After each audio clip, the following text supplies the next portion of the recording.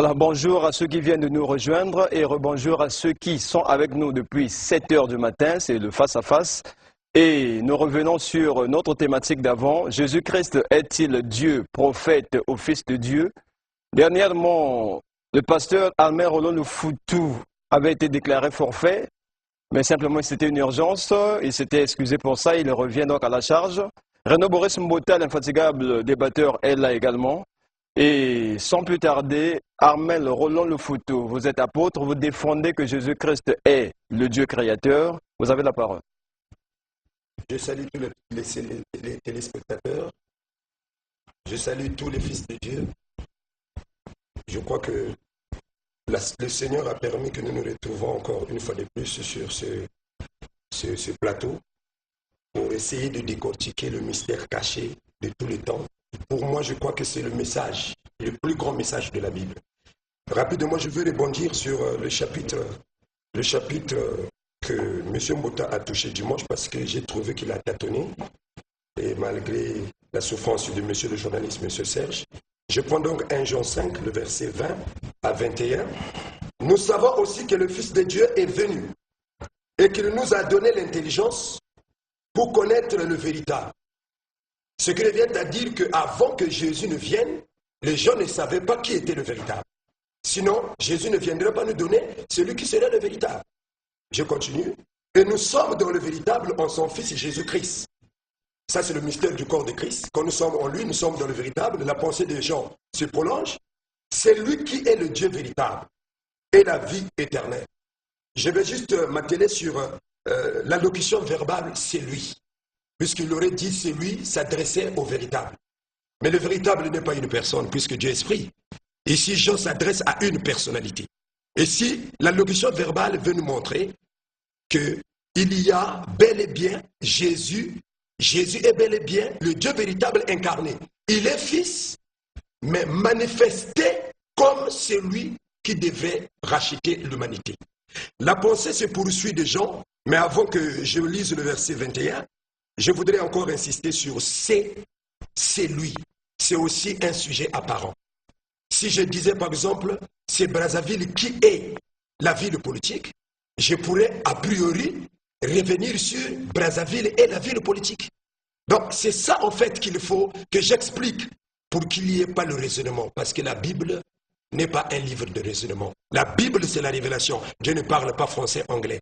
Dieu parle par révélation. Je m'en vais confirmer cela dans le Matthieu. Le livre de Matthieu. Matthieu chapitre 2 à partir du verset 1. Matthieu chapitre 2 à partir du verset 1 où la Bible nous montre comment les mages sont allés adorer le bébé qui était né. Ce bébé mystique, le bébé paradoxe pour les croyants. La Bible déclare au verset 2. Et il dit, où est le roi des Juifs qui vient de naître? Car nous avons vu son étoile en Orient et nous sommes venus pour l'adorer. Nous sommes venus pour adorer le bébé.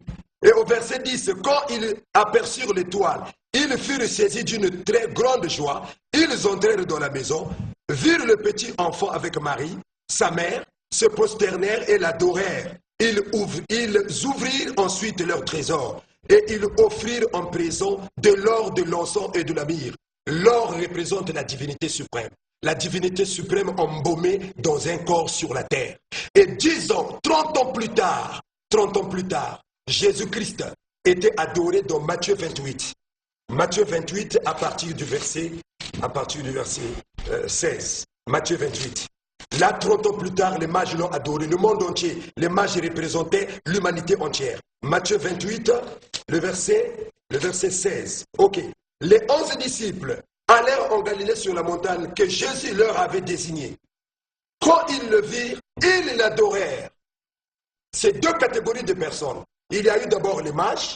Vous connaissez les mages, ce sont des magiciens, ce sont des astrologues, tout ce que vous pouvez ajouter. Et ici, il y a une autre catégorie. Ce sont donc les apôtres qui adorent Jésus-Christ comme la divinité suprême, manifestée sur la terre. Père, Fils et Saint-Esprit. Bien, Serge Uvelé signale que votre temps est imparti. Pasteur Mbota, voilà une occasion d'en découdre une bonne fois pour toutes avec ce sujet. Vous avez la parole. Merci beaucoup. J'aime bien Mon ami, je salue d'abord tous les téléspectateurs.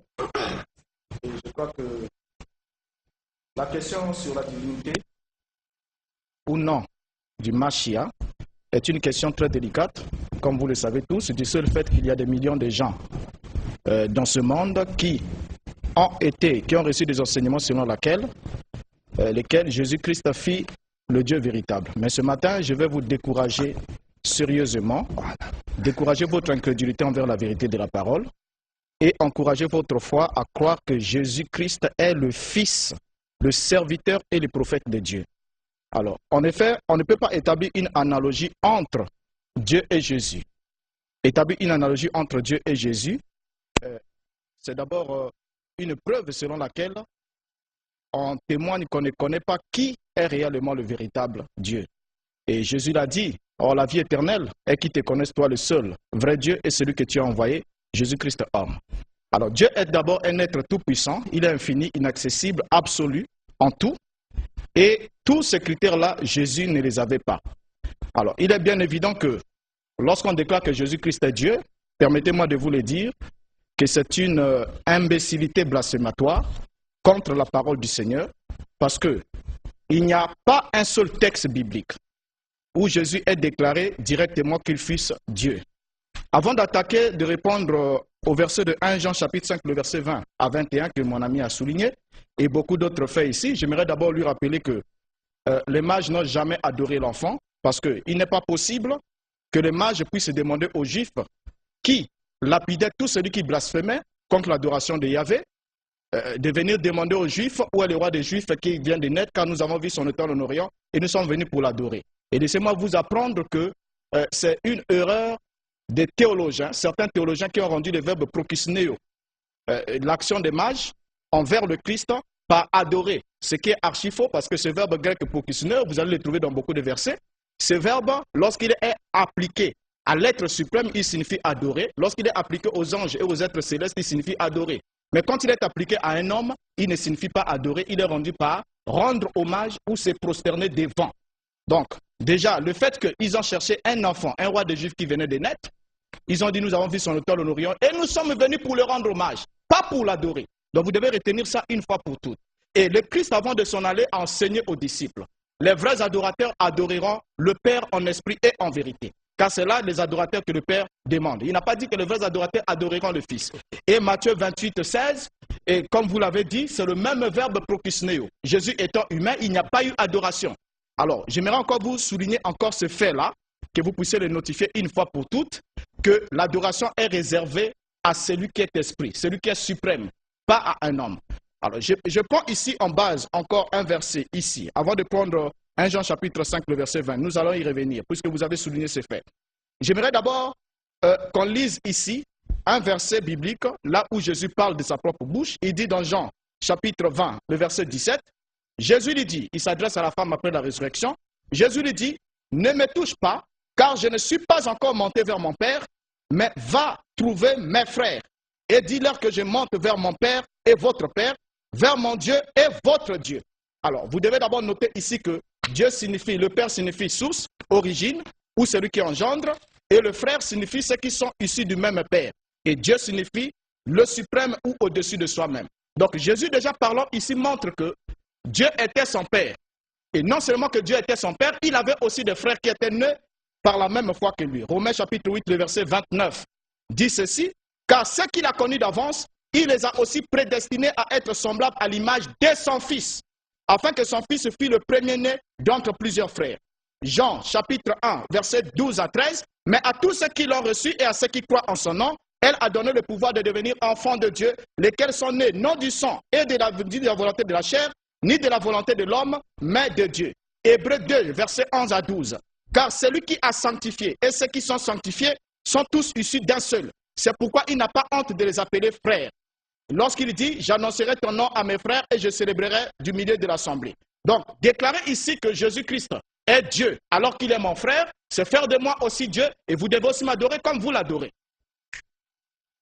Je suis désolé, tu es toujours impoli, arrogant, prétentieux. Tu es dans la lettre, tu penses que c'est en étant arrogant et prétentieux que tu vas embrouiller les gens et être soutenu par les journalistes de télé de 210. C'est ton habitude. Le tonneau vide fait beaucoup de bruit, mais il n'a pas de révélation. Il est tenté de pouvoir se camoufler dans des définitions pour embrouiller les gens. La Bible parle de l'adoration, il se camoufle. Je suis vraiment désolé d'être en face d'un vrai raélien et aussi d'être en face de quelqu'un qui prêche l'évangile catholique romain. L'évangile catholique romain que Tata Mvungi a coincé ce jour-là parce qu'il avait raison. Si on croit que Jésus-Christ est père et fils et qu'il a une mère, c'est le tohu wabohu total. Apocalypse chapitre 4. Tu es intelligent mais spirituellement tu es un petit frère parce que tu n'as pas l'énergie. Apocalypse chapitre 4, le verset, je vais au verset 8. Les 4 êtres vivants ont chacun 6 ailes. Ils sont remplis Dieu tout autour et au-dedans. Ils ne cessent de dire jour et nuit, Saint, Saint, Saint est le Seigneur Dieu, le Tout-Puissant. Qui était l'apôtre Jean qui lui dit, celui qui m'a vu a vu le Père, pour répondre à Philippe. Ici, l'apôtre Jean ne revient plus sur la subordination, chers téléspectateurs. Qui a envoyé M. Mbota? Est-ce que c'est Jésus ou c'est Dieu qui l'adore? Parce que c'est Dieu qui l'adore, c'est Satan. Dieu a créé l'homme à son image et à sa ressemblance. Et comment ce Dieu va se cacher? Quand on parle de l'image et de ressemblance, il y a des traits physiques. Comment on va continuer d'adorer un Dieu qu'il ne connaît pas? Babylone est revenu sur la terre, c'est Nimrod en face de nous. La Bible continue de dire, il est en train d'exprimer l'omnipotence, l'omniscience et l'omniprésence. Même ceux qui ne prient pas, même les occultistes, quand je parle, ils saisissent. Parce que Dieu n'a pas un langage comme l'homme qui raisonne. L'intelligence, c'est bien, mais il faut ajuster la révélation. Je prends le verset, rapidement je prends le verset 9. Quand les êtres vivants rendent gloire, l'honneur et action de grâce à celui qui est assis sur le trône. On n'a pas dit ceux qui sont assis. À celui qui vit au siècle des siècles. Les 24 veillards se prosternaient devant celui qui est assis sur le trône. Ils adorent celui qui vit au siècle des siècles. Ils jettent leur couronne devant le trône en disant, tu es digne, au verset 11, tu es digne, notre Seigneur, notre Dieu, de recevoir. Il est Seigneur et Dieu. Celui qui est assis sur le trône, il est Seigneur et Dieu. De recevoir la gloire, l'honneur, la puissance, car tu as créé. Celui qui est sur le trône a créé. Celui qui est assis a créé. Il n'y a pas de raisonnement sur ça. Il n'y a pas l'aide à chercher sur les réseaux sociaux. Un serviteur de Dieu n'est jamais soutenu par les amis qui sont dans le même club que lui. Un serviteur de Dieu doit se consacrer. Il doit chercher la face du Seigneur. Jésus, c'est un paradoxe. Croire Jésus est Dieu Tout-Puissant se révèle. Ce n'est pas en répétant la subordination. Père, Fils et Saint-Esprit. Le nom du Père et Saint-Esprit a été combiné en Jésus-Christ. Yeshua, Amashia, ou pas, Yesu ou pas, c'est Jésus parce que la nature ne change pas. Tu reviendras toujours sur le même verset, c'est dommage. Tu vas fouiller Dieu Maouin, tu vas fouiller la droite de Dieu, tu vas revenir sur ça.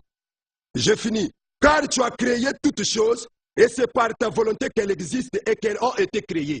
Celui qui est assis, la Bible dit qu'il a l'aspect de la pierre de jaspe et de sa douane. Il est l'alpha et l'oméga. On peut le prendre dans l'Apocalypse chapitre 1. Il a dit, j'ai les clés de la mort et du séjour des morts. J'ai été mort. J'ai vécu la mort. J'ai été mandaté apôtre pour garder, conserver Jésus-Christ, le seul message au monde. Nous sommes en train de préparer l'ouverture du tombeau par la foi. C'est Jésus qui va ouvrir le tombeau. Ce n'est pas un Dieu inconnu. Qui l'a mandaté lui? Est-ce que c'est Jésus-Christ ou c'est Elohim? Qui lui donne l'écriture là où on lui a mandaté aujourd'hui? Qui lui a donné le nom du pasteur? Et moi je vais lui répondre. La Bible dit au verset au chapitre, Apocalypse chapitre 1, je t'avais dit que je reviendrai. C'est une année. Tu vas continuer de faire la répétition, comme tu as fait la répétition de Bond quand tu as prêché Branham était Dieu. La Bible dit, au verset 7, je crois, verset 8, je suis l'alpha et l'oméga, Dieu le Seigneur Dieu, celui qui est, qui était et qui vient, le Tout-Puissant. Merci beaucoup, vous avez épuisé votre temps de parole. Et je pense que vous avez jugé activement, me donnant toutes les qualifications possibles. Je ne vous ai pas insulté et ça ne fait pas partie de mes habitudes. Ici, quand vous soulignez d'abord l'Apocalypse chapitre 4, le verset 8, pour dire que celui qui est assis sur le trône, c'est Jésus-Christ, c'est un mensonge absolu. Parce qu'il n'y a pas un seul verset, quand vous allez répondre à la parole, vous allez nous montrer un seul verset où l'agneau est assis sur le trône, où Jésus est assis sur un trône. C'est une aberration totale.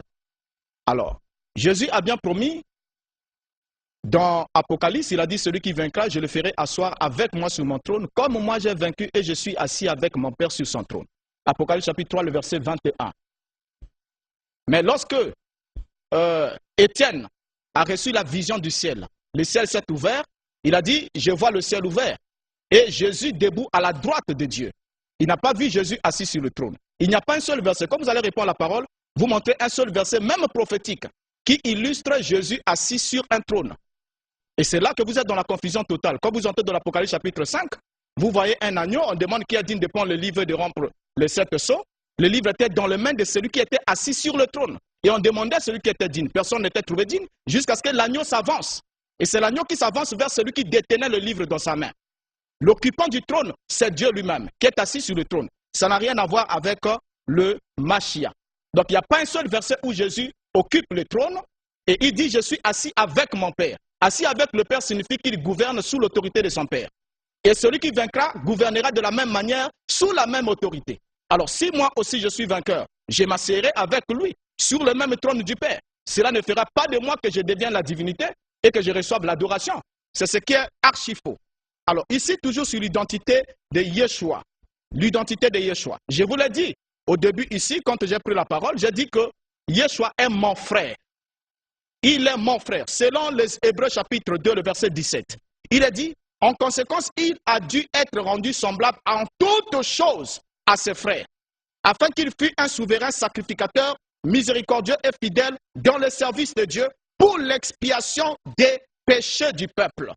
Regardez bien ce verset. Je ne sais pas si vous prenez le temps de lire la Bible. Parce que si vous lisez la Bible, vous ne serez pas là en train de défendre une doctrine erronée qui ne peut être retrouvée qu'à 1% dans la Bible. 99% des versets bibliques, des évangiles, attestent que Jésus n'est pas Dieu. Il est le Fils, il est le serviteur, il est le prophète. Et il n'y a pas un seul verset texto où il dit « Je suis Dieu ». Il craindrait qui pour le déclarer? Même dans l'Apocalypse, pendant qu'il est déjà élevé au ciel, il dit « Celui qui vaincra, je ferai de lui une colonne dans le temple de mon Dieu. Il n'en sortira plus jamais. Et j'écrirai sur lui le nom de mon Dieu, le nom de la ville de mon Dieu, et mon nom nouveau. » Donc, même au ciel, il a toujours un Dieu. Et Dieu signifie celui qui est suprême à soi-même. Alors, donc, vous ne pouvez pas représenter ici que Jésus-Christ puisse être la personne de Dieu lui-même. Quand l'ange est venu pour annoncer comment est-ce qu'on devait appeler Jésus, qu'est-ce qu'il a dit? Le message de l'ange est clair. Luc chapitre 1, le verset 35. Il a dit, l'ange répondit à Marie, l'ange lui répondit, le Saint-Esprit viendra sur toi et la puissance du Très-Haut te couvrira de son ombre. C'est pourquoi le saint enfant qui naîtra de toi sera appelé fils de Dieu. Sera appelé fils de Dieu. Et Jean-Baptiste qui l'a présenté a dit qu'il a rendu témoignage que cet homme est réellement le fils de Dieu. Même les démons ont reconnu qu'il était le fils de Dieu. Pierre, sous la révélation du Père, a dit tu es le Christ, le fils du Dieu vivant. Alors trouvez-nous un seul verset qui attribue à Jésus la divinité. Il n'y en a pas. Même pas un seul. Et cette doctrine est erronée quand vous parlez du catholicisme romain. Laissez-moi vous dire que la doctrine selon laquelle Jésus-Christ, fils de Dieu, a été élaborée par Rome.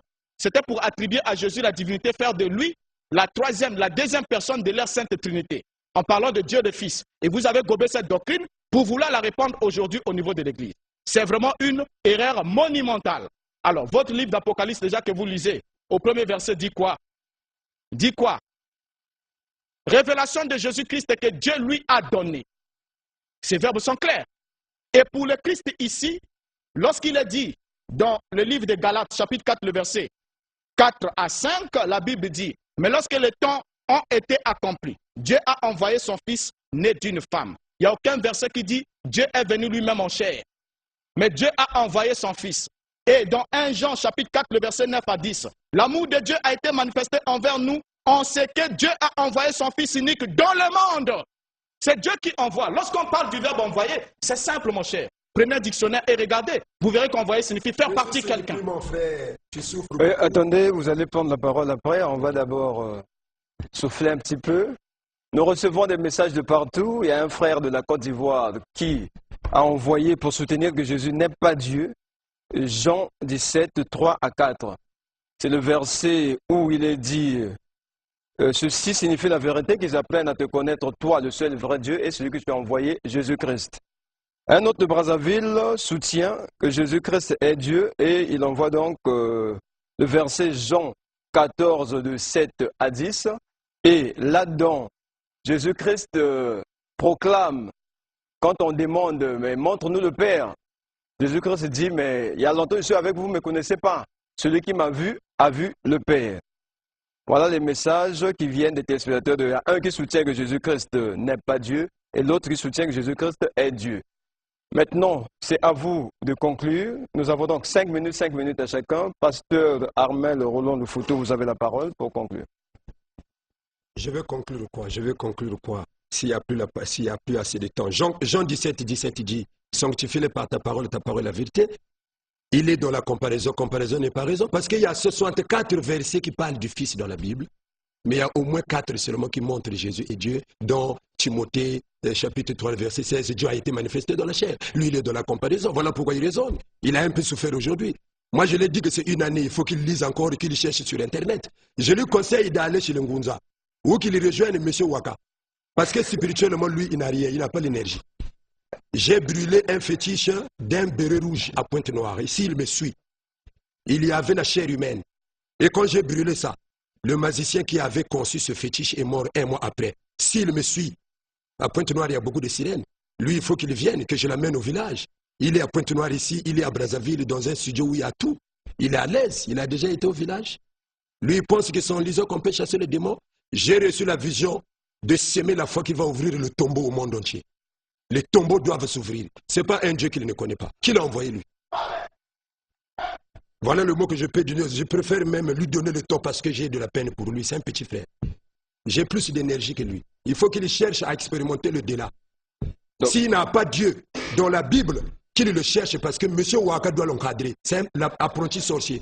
Ah bon? Télé Congo ne doit pas compter sur lui. Il faut quelqu'un qui est plus... C'est pas moi. Parce que si c'est pour chercher sur Internet, être aidé par M. Ouaka. Vous avez des millions de téléspectateurs qui vous suivent maintenant. Là, qu'est-ce qu'ils retiennent? Ils doivent retenir Dieu est un paradoxe. Marie n'est pas la mère de Jésus. Oui. Le spermatozoïde de Jésus n'était pas le spermatozoïde de Joseph ou de Dieu. L'ovule n'a pas fusionné avec le spermatozoïde. Dieu a dit, une vierge concevra. La parole parlée rendue manifeste. Au commencement, Dieu cria, la lumière soit. La lumière fut. C'est un enfant. C'est un enfant. C'est un apprenti sorcier. Donc Jésus est le Dieu créateur. Jésus est le Dieu créateur. Il est en moi. Lui, il a qui? Je lui ai posé la question, il n'a pas répondu jusqu'à aujourd'hui. Il a fait beaucoup de bruit. L'heure de la première émission, il a manqué le respect à son grand frère. Vous dites qu'il est apprenti sorcier, ça veut dire que vous aussi vous êtes sorcier alors? Je voudrais dire ceci. Comme il n'a pas Jésus-Christ ni Elohim dans son cœur, il doit aller apprendre chez le Tatangou Mvungi. Lui au moins il ne croit pas Jésus est Dieu. Ou bien il doit aller apprendre chez M. Waka. Et ce sont des sorciers magiciens qui ont des preuves. Moi j'ai des témoignages. J'ai des témoignages, M.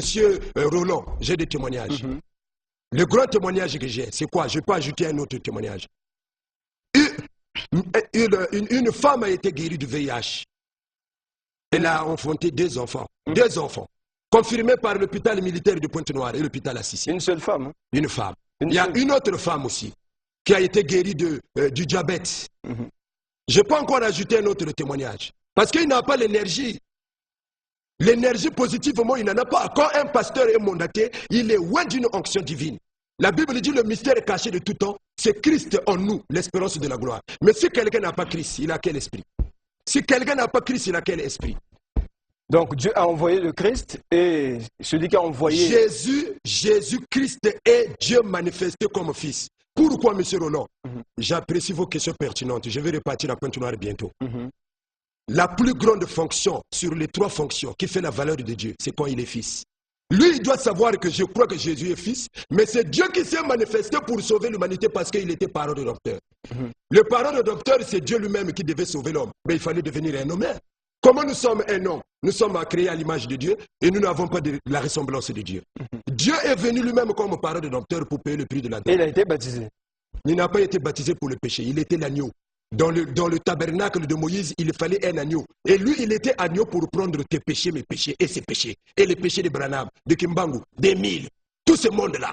Parce qu'il était un parent rédempteur pour racheter la terre. Voilà le mystère qui s'est caché derrière. Et quand Jésus-Christ dit mon Dieu, pourquoi m'as-tu abandonné? Voilà, c'est une bonne question. Je termine par là. Il a dit que je donne l'écriture de Jésus assis au trône. Jean 3, le verset 11.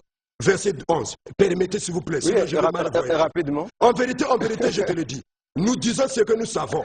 Et nous rendons témoignage de ce que nous avons vu. On prêche ce qu'on a vu. Ce n'est pas le Dieu qu'on ne voit pas. Lui, il a vu Dieu où? Qu'il dise, il a dit qui dans son cœur. La Bible dit, et vous ne recevez pas notre témoignage. Alors je vous donne l'écriture de Jésus là où il est bizarre. Si vous ne croyez pas quand je vous ai parlé des choses terrestres, comment croirez-vous quand je vous parlerai des choses célestes? Personne n'est monté au ciel, si ce n'est celui qui est descendu du ciel, le Fils de l'homme qui est encore au ciel. Quand Jésus était sur la terre, gardez ça, M. Roland, tu es un bon mot, hein? Oui. Jésus, quand il était sur la terre, il était encore en haut. C'est ça qui prouve son omnipotence, son omniscience et son omniprésence. Très bien, c'est ce qui prouve donc l'omnipotence de Jésus-Christ. D'après l'apôtre qui serait donc Jésus-Christ est Dieu, créateur de toutes choses. Pasteur Mbota, vous avez 5 minutes pour conclure. Merci beaucoup. Je crois que je comprends un peu votre fièvre et vos émotions. Parce que lorsqu'on est sous l'effet de choc, on délire. Et c'est ça qui est regrettable. Et vous oubliez que vous avez des brebis qui vous suivent et qui vous ont renvoyé ici sûrement. Ils vous ont dit, vous vous êtes fait bâtonner la première fois, allez prendre votre revanche, sinon nous quittons l'église. Et voilà pourquoi vous êtes revenu ici. Mais là, vous avez encore échoué lamentablement, parce que vous avez parlé sans rien dire. Alors, voici ce qu'on doit retenir de notre débat. Puisqu'il y a des gens qui ont dit, mais des fois nous débattons, nous ne concluons pas. Ce qu'on doit retenir, c'est que Jésus avait un père qui était aussi son Dieu, et ce Dieu ayant d'autres fils qui sont nés de lui par la foi en Yeshua HaMashiach, est devenu alors le Père de tous les croyants. Jésus n'est pas venu sur la terre de lui-même. Il n'y a pas un verset. Il n'est pas venu sur la terre de lui-même, mais il a été envoyé par un plus grand que lui. On n'a jamais vu quelqu'un se faire envoyer par lui-même. Ces verbes-là sont écrits dans la parole, ce n'est pas par hasard. Jésus n'aurait pas à prier s'il était Dieu. Il se serait alors prié lui-même, ce qui est absurde et dénué de sens. Parce que prier signifie s'adresser à un être supérieur à soi-même afin d'obtenir recours, d'obtenir une délivrance, d'obtenir un secours. Et la Bible dit que Jésus avait imploré, au jour de sa chair, pendant qu'il était dans sa chair, il a imploré le salut. Il a dressé des prières avec supplication et des larmes à celui qui pouvait le sauver de la mort. Et il a été exaucé à cause de sa piété. Lisez le livre des Hébreux. Il a été exaucé à cause de sa piété. Donc s'il a été exaucé, c'est qu'il y a quelqu'un qui est suprême à lui, qui a agréé sa prière et qui a fait qu'il puisse être exaucé. Alors, Jésus n'aurait pas à prier, et je peux même vous le dire en lingala si le français vous semble difficile. Nzambe asambe la kate. Akosambe la nani. Poyaza oyaza likolo koleka nyonso. Alors, retenez cela. Donc, Jésus ne pouvait pas être Dieu et prier, ce qui est dénué de sens. Et s'il était Dieu, alors il ne saurait plus être mon frère. S'il était Dieu, il ne saurait plus être mon frère, car je suis humain dans la chair et fils de Dieu par la foi en Yeshua HaMashiach. Alors le fait pour lui d'être Dieu fera qu'il soit totalement différent de moi. Donc la Bible établit clairement un fossé insurmontable, infranchissable entre Dieu et Jésus. Alors quand Jésus prie à Gethsemane, prenez ça encore pour aller faire des recherches. Lorsqu'il prie à Gethsemane, lorsqu'il voulait éviter la coupe de la mort, mais à la conclusion, il a dit, Père, que ce ne soit pas ma volonté qui soit faite, mais que ta volonté soit faite. Donc sa volonté est différente de celle de son Père. S'il était lui-même Dieu, il se serait complètement incompatible. Alors, il ne s'agit pas ici de lui-même. Il a dit, le Fils ne fait rien par lui-même.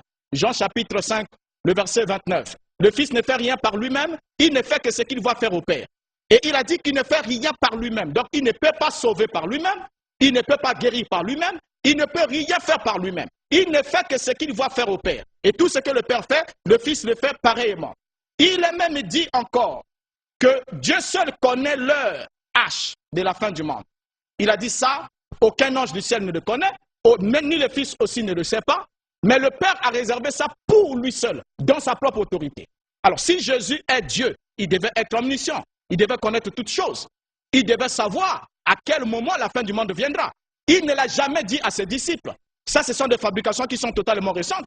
Vous ne trouverez pas un seul disciple dans la Bible qui a reçu le Saint-Esprit et qui s'est mis à adorer Jésus. L'apôtre Paul dit, je fléchis mes genoux devant le Père. Et il a précisé que Dieu est le chef de Christ.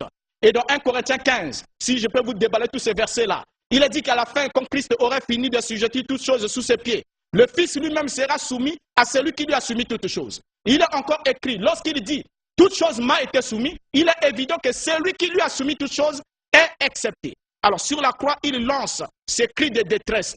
« Oh mon Dieu, pourquoi m'as-tu abandonné ?» Il ne s'est pas abandonné à lui-même.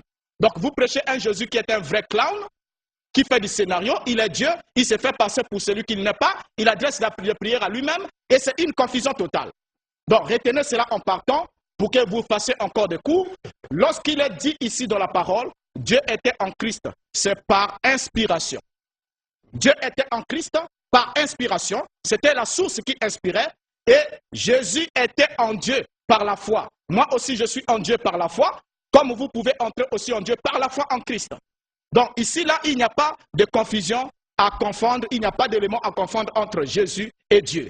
Il a dit, il a un Dieu, et vous adorez un Dieu qui a un Dieu, vous êtes idolâtre, parce que vous violez le premier commandement. Jésus avait un Dieu qui était son Père, et il ne peut pas être son propre Père. Il avait un Dieu et il n'était pas Dieu. Très Donc bien. c'est ce que vous devez retenir. Donc on retient du pasteur Mbota que Jésus-Christ n'était pas Dieu. Il avait un Père qui l'avait envoyé. Certainement, en peu de temps, on a tout dit et en peu de temps, on a conclu.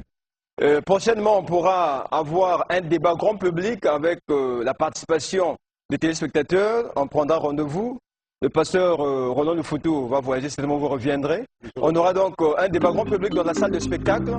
Et là, les pasteurs, les frères, les apôtres, archibishops, vous viendrez, chacun pourra contribuer. On peut se saluer, hein, c'est pas la guerre, c'est la force des arguments. Oui. Ça va déjà. Merci beaucoup. Donc, c'était là donc, de face à face. Si le 210 continue, et n'oubliez pas un grand rendez-vous avec les Raéliens, c'est tout à l'heure, avec Chanel MBK qui va ouvrir avec Parole de Femmes et des choses à découvrir avec les Raéliens. Donc, c'était donc de face à face entre Renaud Boris Mbota et Armel Roland Lufoutou. La suite au prochain numéro, ce sera le samedi, le dimanche 13 août. Au revoir.